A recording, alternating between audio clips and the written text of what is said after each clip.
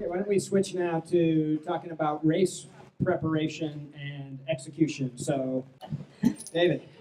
I would say my most important pre-race ritual has to be a strong cup of coffee. And it wasn't always that way. When I was in high school and college, I definitely did not like coffee at all. But in the pro scene, it seems to be very popular and common.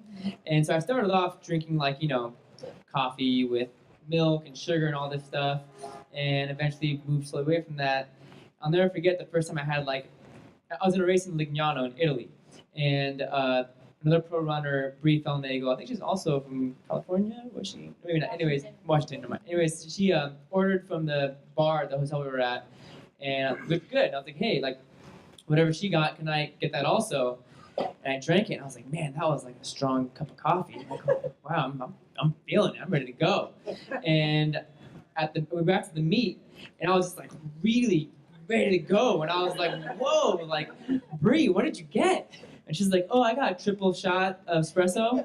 And I was like, whoa, okay, that's from 0 to 90 real fast. So yeah, from then on, I was like, I think this stuff kind of works. This caffeine is coffee. It's a good way to go. And yeah. And how close to the race do you drink?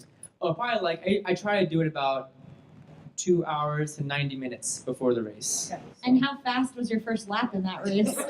Yeah, I think it was like a 45, something like that. It was for the mile, for the 5K? Yeah, for the 5K. And you had to stop and go to the bathroom. Yeah. In the race, big race, you're coming up to the line.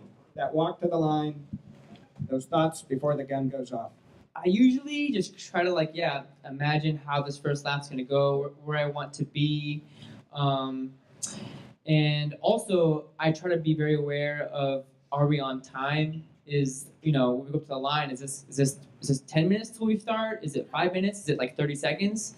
Because sometimes meets can get delayed, or there may be a sudden setback, and do I have time for more strides, whatever. So I try to focus on, what's the next thing ahead of me, and just to get the line prepared and ready to. Thank you. One last question then. We know it all comes down to the pain management. So what is your self-talk? What is your strategy when we get into that really key point in the race where we're under tremendous pressure and pain, but we got to push through it?